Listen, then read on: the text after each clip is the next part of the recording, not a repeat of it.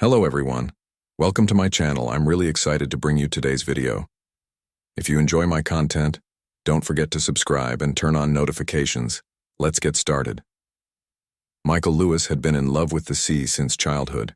As a young boy, he spent time on his father's fishing boat, learning the ways of the ocean, and over the years he turned this passion into a way of life. However, his dream was far greater than just becoming a fisherman.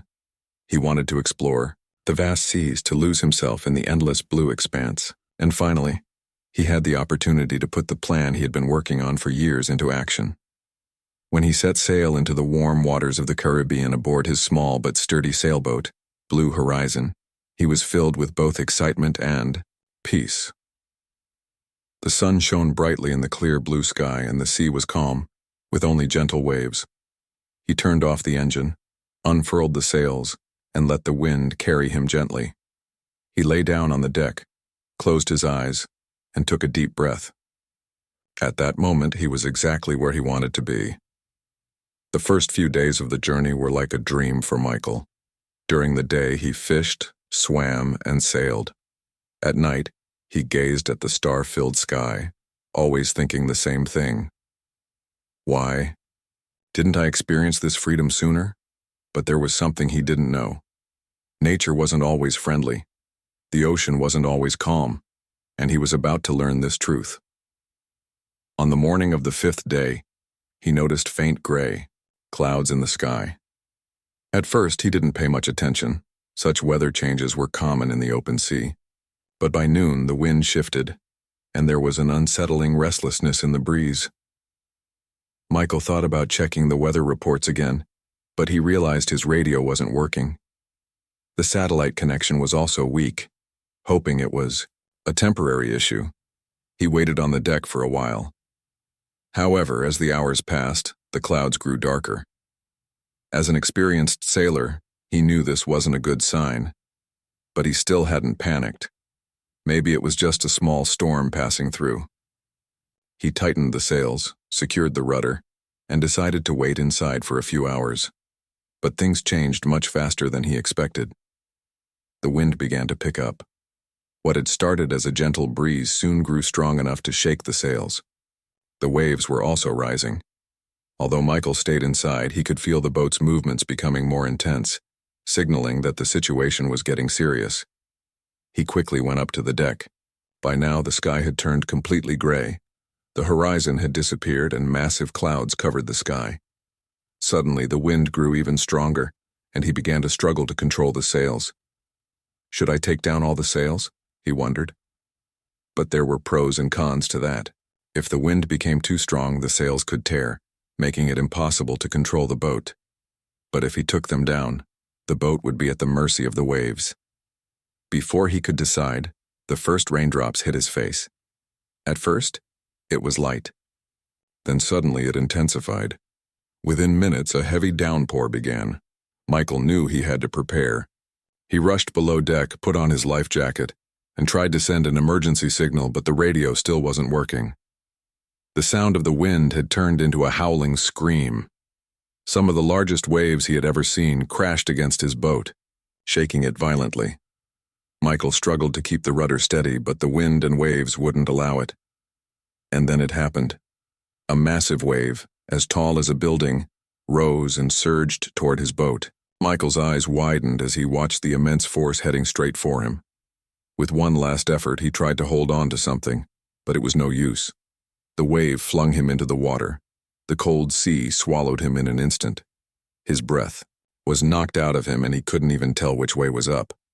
Panicking, he flailed, trying to reach the surface.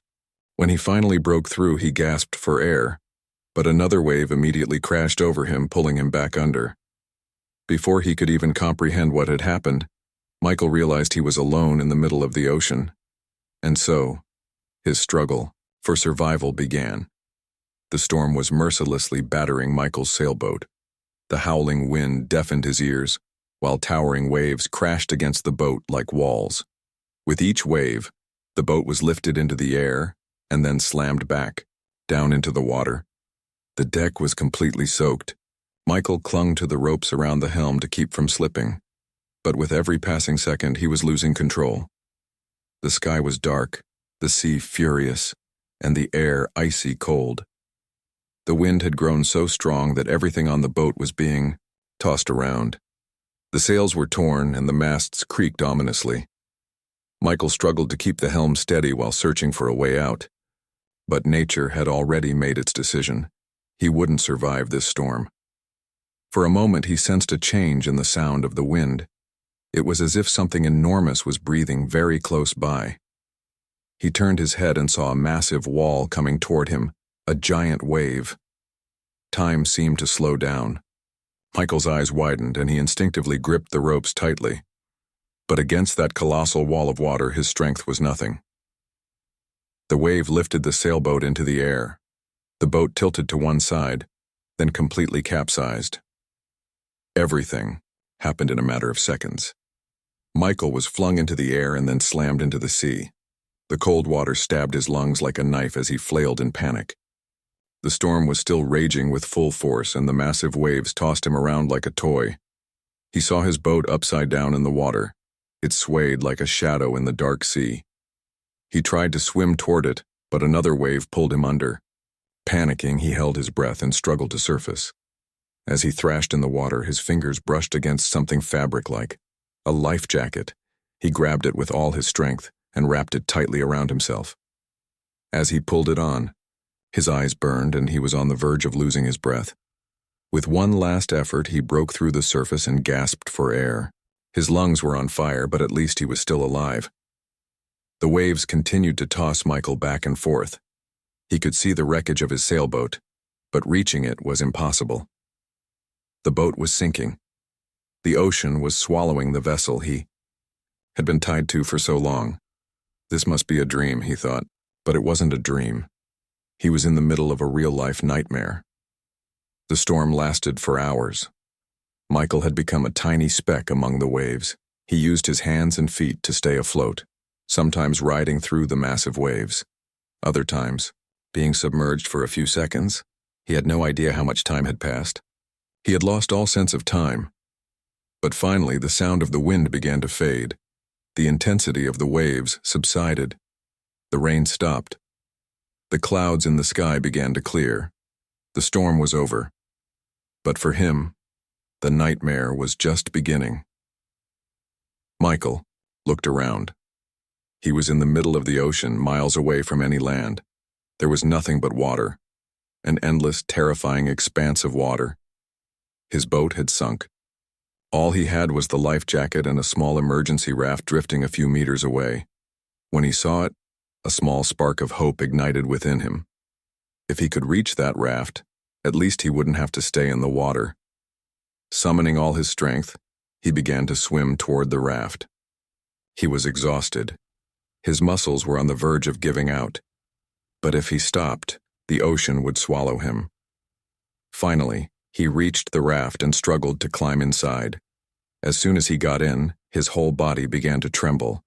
Exhaustion, fear, and cold consumed him. He sat in the raft and looked around. There was nothing. No ship, no plane, no one to help him. He was alone in the middle of the endless ocean. And now a struggle for survival had begun. Michael had survived the storm, but now an even longer and more merciless enemy awaited him: hunger and thirst. As he sat in the small raft, the scorching heat of the sun burned his skin. For the first few hours he had tried to process the shock of what had happened. There was nothing around him. He was adrift, lost in the middle of the vast, endless ocean. He glanced inside the raft. There were only a few small items that had survived the storm: a waterproof bag, a pocket knife, a piece of plastic rope, and a small flashlight. But most importantly, there was a small bottle with a few sips of water. At first he knew he had to use the water carefully. He tried to ration it, taking small sips. But thirst was something else. It gnawed at his willpower, making him crave more with every passing moment. On the first day, he hadn't felt the hunger much. His body was still using its energy reserves. But thirst, that was a different story. Spending hours under the sun caused his skin to burn and his lips to crack. The salt water had dried out his skin.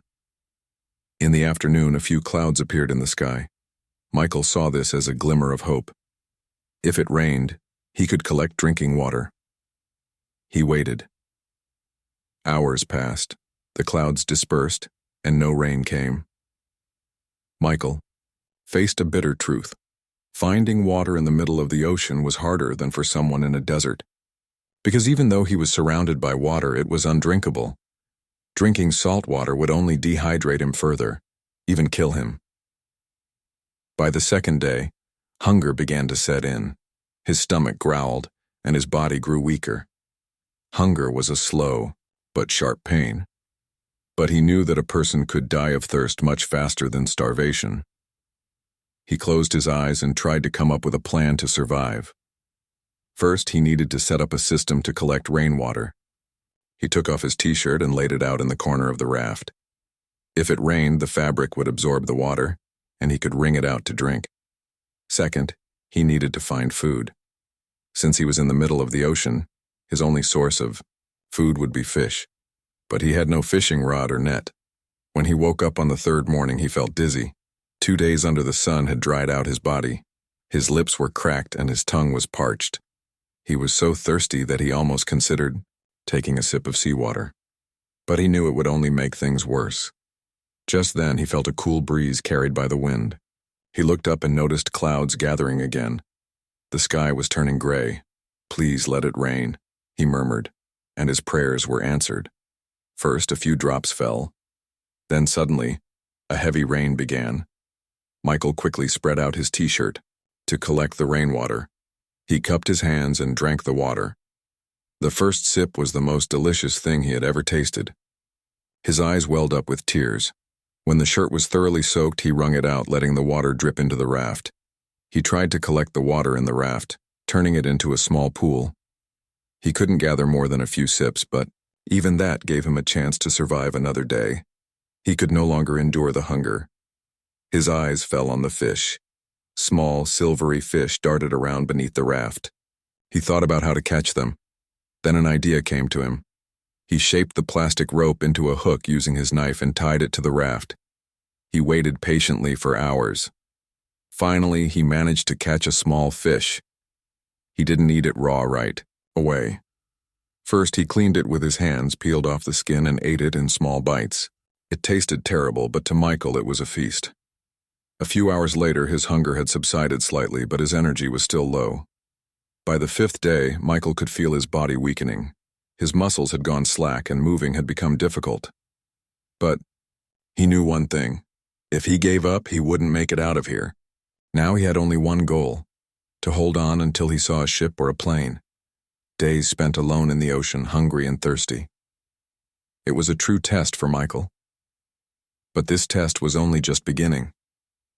Time no longer held any meaning for Michael. The days blurred together, mornings and nights repeating in an endless cycle. His body had learned to resist hunger and thirst, but his mind was slowly unraveling. He was waking up weaker every new day. His muscles were melting away and his movements were slowing down. Even the slightest effort left him exhausted.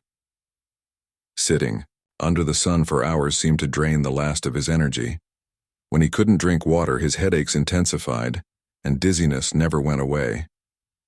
Hunger constantly reminded him of its presence.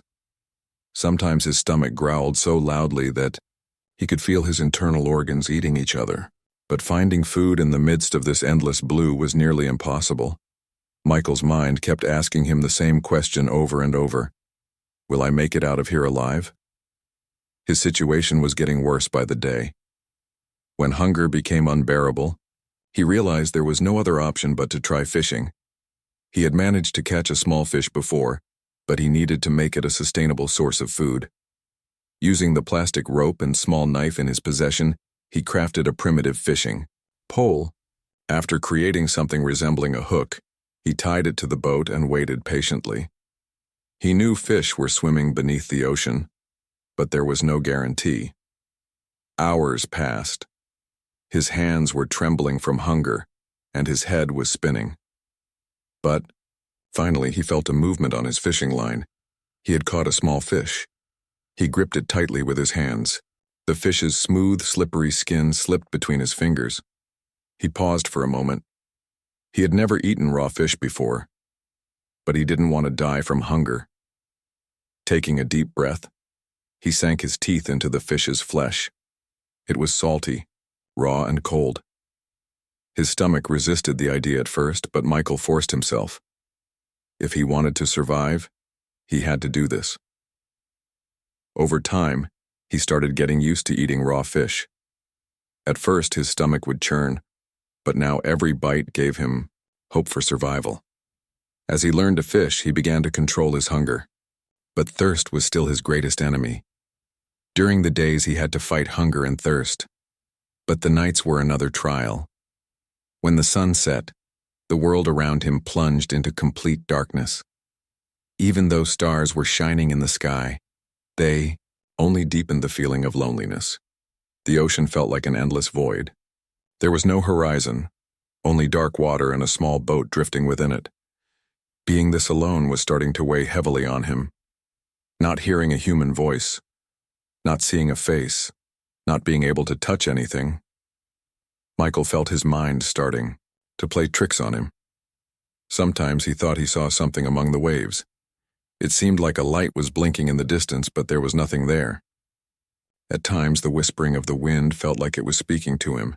Then the hallucinations began. One night, he heard his mother's voice. He was leaning against the edge of the boat, staring into the distance. His head was spinning from hunger and exhaustion. Just then, he heard a voice coming from the water. Michael. Suddenly, he jerked, turning his head. His eyes widened. He thought he saw a face in the water. It was his mother. She was smiling at him, reaching out her hand. Without thinking, Michael reached out his hand toward the water, but the face vanished in an instant. All he could see was his own reflection. His heart started pounding. He realized he had been talking to himself. "They'll find me. I'll get out of here. I just have to hang on a little longer." But how much longer could he hang on? As the days passed, the hallucinations became more vivid. He saw his father, old friends, and even once he thought a ship had stopped next to his boat. He waved, shouted, but there was nothing there. Sometimes, he heard whispers from the water. It was as if the waves were telling him something. Or maybe it was all just in his mind. How much longer could he endure this? He didn't know. But one thing he did know was, if he lost his mind, he would lose his chance to survive too. He began repeating to himself, "I'm really here. I'm really here." But distinguishing reality from dreams was becoming harder every day. Michael had been drifting in the middle of the ocean for weeks. He didn't know how much time had passed. Days and nights had merged into one. His weakening body was on the verge of exhaustion under the scorching sun. Hunger and thirst were his greatest enemies. But perhaps the scariest thing of all was the loneliness. He had realized that he hadn't spoken for days. Hearing his own voice felt strange to him. Sometimes he would whisper things to himself, and other times he would shout loudly, just to feel like he was still alive. Then one day he saw a ship in the distance. When he opened his eyes that morning, the sky was covered in a grayish-blue hue. The air felt cooler than usual. But Michael's attention quickly shifted to something else. There was a shadow on the horizon. He squinted his eyes, thinking he was imagining it. But no. In the spot where the sky and the sea met, a large ship was slowly moving. His heart began to race. For the first time in months, he had encountered something man-made. Maybe there were hundreds of people on board. Maybe someone would see him and call for help. He gathered all his strength. He tried to stand, but his muscles were so weak that he collapsed onto his knees. As he tried to balance himself in the boat, his breath became shallow. He looked around. There was nothing to signal with. The only thing he had was an old, sun-bleached rag on his body. He started waving it like a flag. He screamed, "Hey, I'm here. Please stop." But his voice was swallowed by the sound of the waves. He waved his hands and lifted the rag into the air. But the ship continued to move forward. And a few minutes later, it slowly disappeared from sight. Michael froze in place. Then he screamed, clenched his fists, and began hitting the side of the boat. His anger mixed with frustration. He started to cry. So close. It had passed so close. They hadn't noticed him. That night, for the first time, he truly considered giving up. His whole body felt lifeless. His mind was playing tricks on him. Hunger and thirst were slowly melting him away. He didn't even remember how long he had been here anymore. He had begun to lose faith that anything would ever change.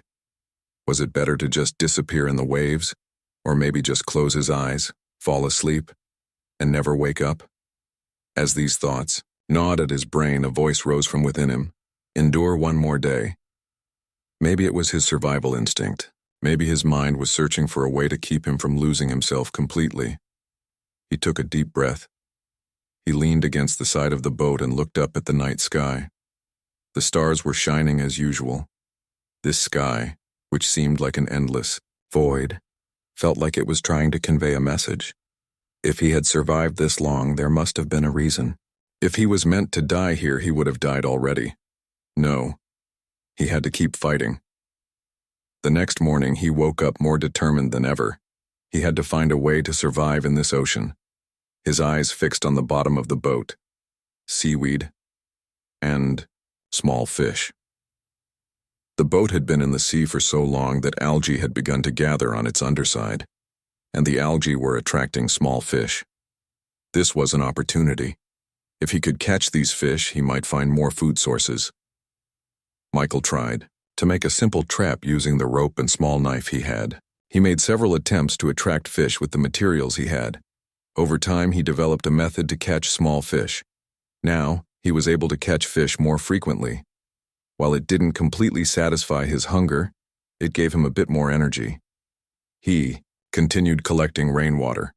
It wasn't enough, but every drop felt like a miracle to him, and every morning felt like a new day, a new hope. Michael began to cling to even the smallest shred of hope. Sometimes he thought he saw a plane passing. Sometimes he imagined hearing ship whistles. He wasn't sure if they were real or not, but even these fantasies gave him the strength to keep going. Somehow, waking up to a new day felt like a victory. Maybe not today, maybe not tomorrow, but one day, he knew he would be rescued, and, until that day, he would continue to fight. Michael's solitary struggle in the ocean had lasted for 100 days. Hunger, thirst, loneliness, the relentless heat of the sun, and his mind playing tricks on him. Despite all of this, somehow, he had managed to survive. But now, his body was completely exhausted. His muscles had wasted away. His skin was covered in sunburns. His mind was still resisting, but his body had begun to betray him. He had reached the end of his strength. Just as he thought the inevitable end was near, one day, he saw something on the horizon. His eyes had been playing tricks on him for days. His mind had constantly created false images. He had thought he saw a ship or a plane in the distance before, but nothing had materialized. But this time was different. A shadow appeared through the light mist. As the sunlight hit the water, the shadow became more and more distinct. Michael rubbed his eyes, held his breath. It was a boat. A small fishing boat was slowly moving through the ocean waves. His eyes filled with tears. He hadn't seen anything like this in so long that he wasn't even sure if it was real. But more than anything, he wanted it to be real. He looked at the boat and gathered all his strength to try to shout, "Hey, I'm here. Please see me." But no sound came out. His voice barely produced a whisper due to weakness. His throat was dry, his voice hoarse. His lungs felt like they were struggling to take in air. He tried again, but his vocal cords seemed to betray him. There was only one option left: to jump into the water. Despite his fear, Michael threw himself into the water. The cold water revived his body for a moment, but at the same time, it shook all his muscles. Like a shockwave, he tried to swim, but his body, exhausted after 100 days, was reluctant to move. He began to slap the water with his hands. He tried to attract attention by splashing the waves. The boat was still moving, but so slowly. Michael closed his eyes and tried to shout again, "I'm here, please." Finally, one of the fishermen on the boat noticed the movement on the water's surface. Michael could see them. two men, in a panic, spoke to each other, and the boat quickly turned toward him. His eyes filled with tears. Finally, someone had noticed him. When the fishermen approached Michael, they exchanged looks of astonishment. Before them stood a man whose condition was barely recognizable. Skinny, scorched by the sun, with a long beard, hollow eyes. Michael was pulled to the edge of the boat immediately, but getting him on board wouldn't be easy. Michael was so weak now that he could barely move. His arms and legs had betrayed him. One of the fishermen threw a rope to him. "Grab it," he shouted. Michael gathered all his strength to grab the rope, but his fingers were so weak that he struggled to hold on. The two men quickly moved and started pulling Michael up. Within a few seconds, they managed to get him onto the boat's deck. Michael collapsed onto the wooden deck, breathless. One of the fishermen handed him a bottle of water. With trembling hands, Michael took it and took a few sips. As the water passed down his throat, his eyes filled with tears. His throat, burnt from drinking salty water, finally felt the relief. One of the fishermen asked, "Who are you? What are you doing here?" Michael opened his eyes. He barely managed to smile. Only a few words escaped his lips. "I'm alive." The fisherman immediately wrapped him in food and blankets. Michael was safe now. Looking back, he couldn't believe how those 100 days had passed. Hunger, thirst, storms, loneliness. He had come face to face with death. But he had survived. The ocean had not swallowed him. The nightmare of 100 days had finally come to an end.